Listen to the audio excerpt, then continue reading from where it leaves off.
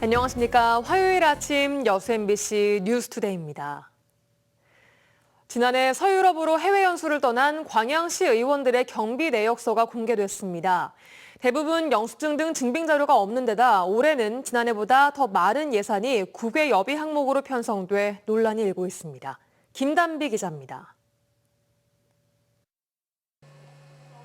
광양시의회가 최근 공개한 국외 출장 경비 정산 내역서입니다. 지난해 광양시 의원 7명이 서유럽으로 해외 연수를 떠난 지 8개월 만입니다. 7박 9일간의 일정에 투입된 예산은 3,500여만 원. 항공비와 보험료만 증빙 자료가 있고 일비와 식비, 숙박비는 정산이 필요하지 않다고 적혀 있습니다. 숙박비를 실비 상한액보다 낮은 금액, 이른바 할인 정액으로 지급하는 경우 별도로 영수증을 내지 않아도 된다는 예외 규정 때문입니다. 음식비라든지 그다음에 교통비라든지 이런 게 룰이 딱 정해졌습니다. 얼마. 그래서 85% 관련돼 있는 부분은 보고 의무가 없고 이걸 연구소에다 제출하라 그러면은 그게도 자료가 없다고 합니다. 올해 의원 국외여비 항목으로 6,200만 원이 편성된 것도 논란입니다. 광양시의회가 올해 해외 연수 예산을 지난해보다 500만 원 인상하면서 지역에선 비난의 목소리가 나오고 있습니다. 지난해 해외 연수비도 남아 반납했기 때문입니다. 시민단체는 정부의 긴축 재정으로 지자체 재정이 악화된 상황에서 해외 연수비를 증액한 것은 납득하기 어렵다는 입장입니다. 해외 연수비는 시민들의 세금으로 이루어지는 만큼 계획부터 결과 보고까지 시민들에게 철저하게 공개돼야 된다고 생각을 합니다. 광양시의회는 해외 공식 행사 참석 비용을 확보하기 위해 국외여비를 늘린 것이라고 해명했습니다. 그러면서도 올해 해외 연수는 아직 계획된 게 없다고 밝혔습니다. 가야 되냐 말아야부터 해가지고 막 예산을 반납해야 되는 의원님도 계시고 다양한 의견들이 나오고 있습니다. 시민단체는 지난해 해외 연수 이후 정책에 접목한 사례가 한 건도 없다며 투명한 결과 공개와 주민들이 공감할 수 있는 자리가 필요하다고 주장합니다. MBC 뉴스 김담희입니다. 제22대 전만기 국회의장 후보가 선출된 가운데 한 달 뒤면 지방의회도 후반기 의장을 뽑게 됩니다. 여수시 의회의 경우 의장 자리를 두고 민주당 갑과 을 두 지역구의 신경전이 적지 않았는데요. 갈등을 봉합하기 위해서라도 민주당 내부 경선 방식을 개선해야 한다는 목소리가 커지고 있습니다. 문형철 기자입니다. 다음 달 28일 후반기 의장을 선출할 예정인 여수시 의회. 민주당 지역위원회가 2개로 나뉘어 있어 의장 선거가 더욱 주목을 받는 곳입니다. 현재 갑 지역구에서는 김영규 의장과 김행기, 백인숙 의원이, 을 지역구에서는 강재헌 부의장과 김종길, 이선효, 이창기 의원이 자천타천 후반기 의장 후보로 거론되고 있습니다. 출마자들의 관심사는 경선 방식입니다. 갑을 지역구에서 각각 한 명씩 의장 후보를 선출한 뒤 다시 투표를 해 최종 의장 후보를 뽑고 있는데 이번엔 지역구를 구분하지 말고 출마 의사를 가진 모든 의원들을 대상으로 경선을 치르자는 목소리가 커지고 있습니다. 갑과 을이 따로 경선 후보를 내다보니 지역위원회 간 갈등이 계속되고 기존 방식을 고수할 경우 의원 수가 많은 지역구에서만 의장 후보가 나올 가능성이 크기 때문입니다. 하고 싶은 사람들 나와서 검증받아서 증사한 사람 되면 되는 건데 지금 가불이 나눠져 있는 상태에서는 숫자 싸움이 돼버리는 거지. 후보군 가운데 일부는 두 지역위원장이 합의점을 찾아주길 기다리고 있지만 민주당 시의원들이 주도적으로 후보 선출 방식을 정해야 한다는 자성의 목소리도 적지 않습니다. 그게 이제 가장 좋죠. 어느 시야 되면 갑을 민주당 의원들이 상의를 한번 해야죠. 3선 이상의 중진 의원 다수가 출마 의사를 밝힌 데다 2년 뒤 지방선거까지 예정돼 있어 이번 후반기 의장 선거는 어느 때보다 치열한 경쟁이 예상됩니다. MBC 뉴스 문형철입니다. 여수 지역의 주요 시민사회단체들이 순천대 의대와 부속병원의 설립을 지지하며 유치활동에 적극 동참하기로 뜻을 모았습니다.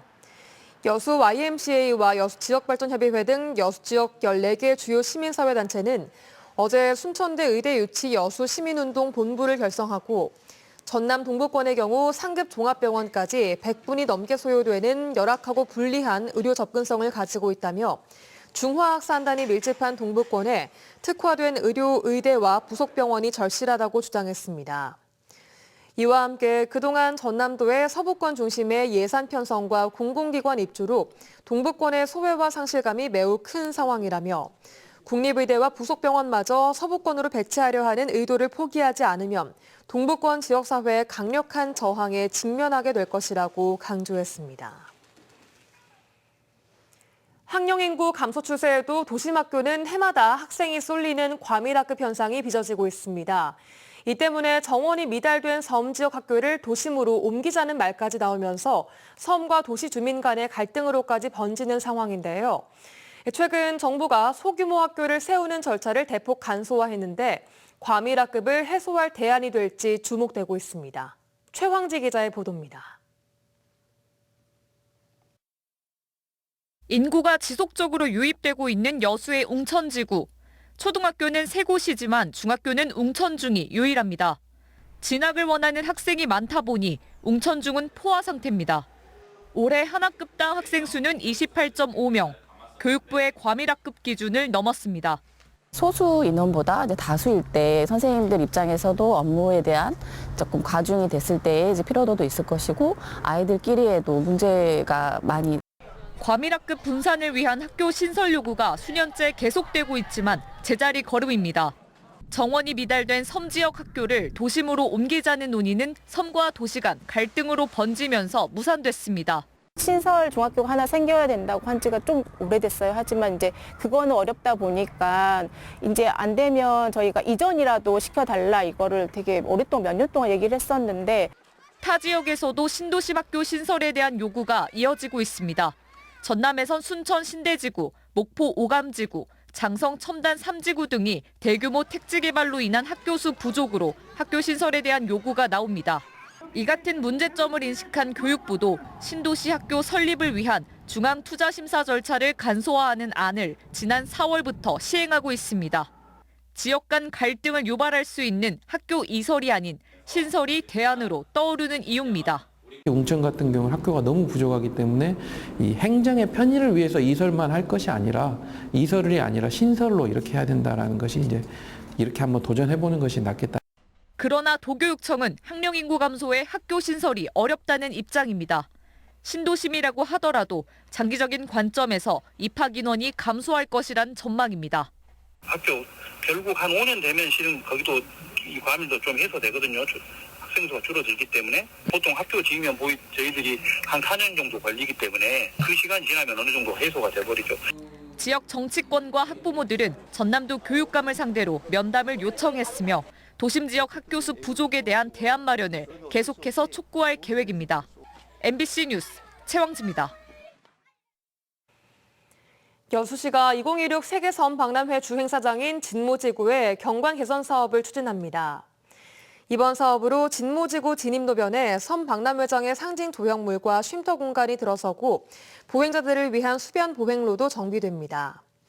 앞으로 여수시는 올해 말까지 관련 설계 용역을 실시한 뒤 2025년 사업을 착공할 계획입니다. 올해 광양 백운제 테마공원 물체험장 운영기간이 확대됩니다. 광양시는 오는 7월 23일부터 8월 17일까지 27일간 백운제 테마공원 물체험장을 운영한다고 밝혔습니다.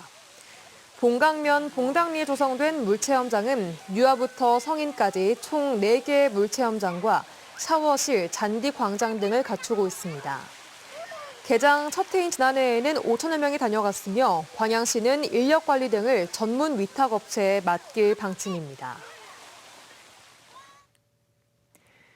5.18 정신을 헌법 전문에 수록하는 일은 이제 여야를 막론하고 동의하는 일이 됐습니다. 다만 시기와 방법이 서로 달라 진척이 없는 상황인데요.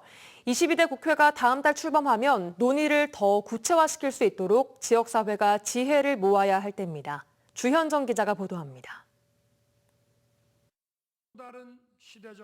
윤석열 대통령이 5.18 기념사를 하던 중 광주 시의원들이 자리에서 일어나 침묵 시위를 벌입니다. 윤석열 대통령의 대선 공약이기도 한 5.18 헌법 전문수로 이행을 촉구하는 겁니다. 시의원들인데? 지역사회에서 줄곧 요구해 오고 있고 윤 대통령 자신도 약속한 것이라 모르지 않을 텐데 대통령의 5.18 기념사에 이를 언급하지 않은 것은 시기와 방법이 마땅치 않았기 때문일 것으로 보입니다. 당장 여야 모두 헌법 전문수록에는 공감하고 있지만 방법론에 있어서는 차이가 큽니다. 개헌이라는 큰 논의를 치르기에는 시간과 비용이 많이 드는 만큼 헌법 전문에 5.18 정신계승이라는 최소한의 내용만 담자는 원포인트 개헌은 민주당을 비롯한 야당이 하고 있는 주장입니다. 국가폭력의 그 처참한 역사 그리고 그에 저항했던 숭고한 희생과 헌신을 반드시 대한민국 헌법 전문에 수록해서 우리 대한민국 국민들이 반면 국민의힘과 개혁신당은 개헌 발의와 통과가 쉽지 않고 5.18 말고도 바꿔야 할 의제들이 많은 만큼 포괄적 개헌에 힘을 싣고 있습니다. 과연 전문만 수정하는 것에 대한 우리 아쉬움이 해소될까 이런 생각이 있어요.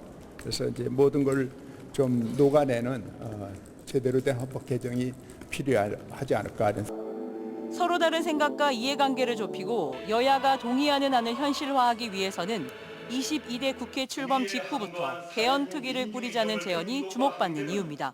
개헌 특위에서는 제7공화국 헌법을 논의하게 될 것입니다. 다음과 같이 제시합니다.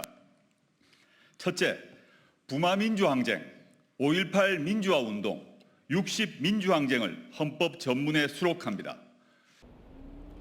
이번에도 반짝 불씨만 붙고 말지 아니면 유의미한 성과로 이어질지 5.18 정신을 헌법 전문에 담기 위한 개헌 논의가 22대 국회에서도 계속될 수 있도록 지역사회가 관심과 견제를 멈추지 않아야겠습니다.